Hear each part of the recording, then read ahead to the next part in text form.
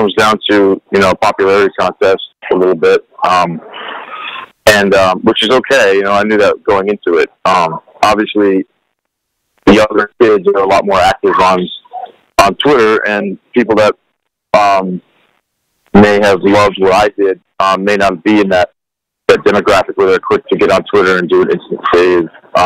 You know, it's just the way it works. But like song choice, like if people want to talk about my song choice, it's still #1 on the iTunes rock chart. So it's like, you know, maybe it wasn't good enough for the demographic of the show, but like people are buying the song and love what I did with it, and I'm very proud. Well, you know, I've always loved that song, and obviously, you know, you got to kind of, you have to pick a song that you don't really have a chance to change at all, because it's a last chance song. You don't get an opportunity to really put that much effort into it. So I felt like it was a great fit for me to showcase the soulful side of my voice. And, you know, it's kind of hard to pick one song that represents you, but I felt like that was kind of a contrast to other songs I've done on the show. And I'm really proud with how it went, and you know, I don't have any regrets about it at all. I was a little surprised to land in the bottom two, because I was really happy with the way that Free Falling went, and it was doing so well on the charts. It's still #1 on the rock chart, and I think it peaked in the 50s on the overall chart. So, you know, it's one of those things where my goal when I came to the show was to make it into the top 12, and I did that. And I'm okay. I was okay going home either way, because I have a career in music that was there before I came to The Voice, and it will always be there after this. So I never hung my hat on this as like a last chance opportunity. It's just the Voice for me was a way to get more people to see my music that I wrote about my life, and so to be in the bottom two or the top two, it doesn't matter to me. I did know, you know, when I was standing up there next to Mr. Handsome, Mark Isaiah, I knew I probably had no shot, so I was kind of okay with going home at that moment, and because he's so popular, and he's a good friend of mine, and it's actually kind of funny because I became good friends with him. He's such a young, humble, talented kid that I dedicated like my Instagram stories to being like a fake fanboy of him. It's kind of like the funniest thing, because all day, every day, I was just like teasing him, and then we end up there on stage together, and it was kind of a cool moment. I'm happy that he's the one that kicked me out.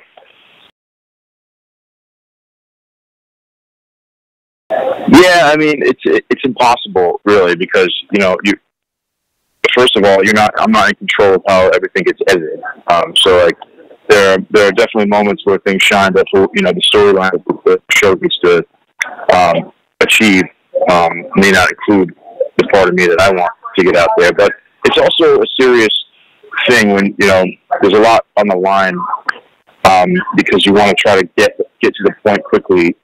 And music is very serious, so I've always kind of felt a challenge to try to include humor in serious music. But I do that in my life, in my private life, and social media, and I try to, you know, I do think if people really saw like the actual side of me, then that I would have had a better shot in terms of popularity and voting and stuff like that.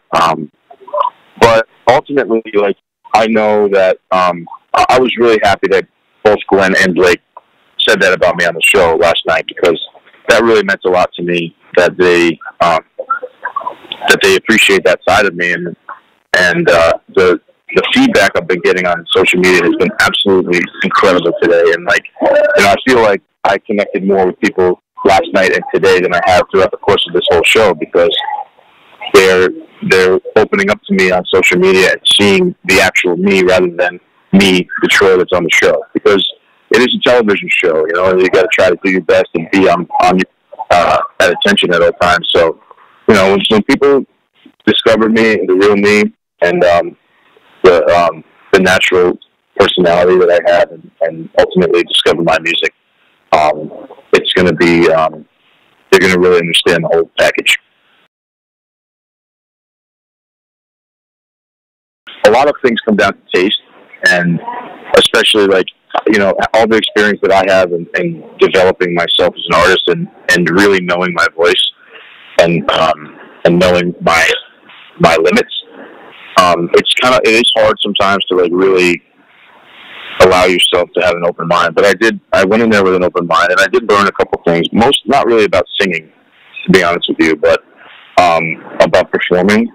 And there's a difference when you're performing to a club of people who love you, opposed to performing on a television show where you're trying to win people over. And that was hard. You know, that was something that I needed to learn how to do, because there's almost kind of a feeling of not desperation, but like a longing in your performance, because you're trying so hard to like get people in, and it almost feels super unnatural, because when I'm performing in my shows, like I'm relaxed, I'm me, I'm messing around with people, because I already know that I already have them, and it's a much different experience. So the one thing that I think I really took away from The Voice is how to adapt to a different scenario, because that's not real life. Nobody spends their entire career on The Voice. You know what I mean? So you kind of have to play the game a little bit and try to win people over in the way that fits the scenario. You know, I learned a lot about myself in terms of how much I can compromise my own style and still achieve what the show needs, or what Gwen needed for the television show, in terms of how I would sing a song. Because there are certain choices I made melodically on the show that I never would have done in my real life. But just because Gwen is really serious about singing the melody dead on and never changing it, I had to try to pull myself towards that thinking a little bit, which was very unnatural for me. I really respect her opinion on that, and I think a lot of people might feel that way, but that is something that I disagree with completely, and I always will, I always have, because some of my favorite artists, when they cover a song, sounds nothing like the original song. That's the beauty of it, because they reinterpreted that song and gave it a new life. Like, you know, Ryan Adams is a great example of that. My favorite song that he's done is Wonderwall, and you know, an Oasis cover. It sounds nothing like the original, but it's absolutely beautiful.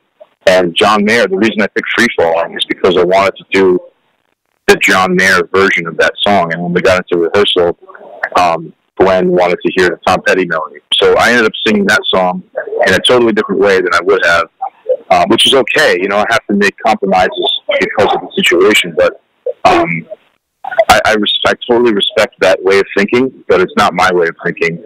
And people that love my music and my type of music would never care at all if I changed the melody of the song. They would probably respect it.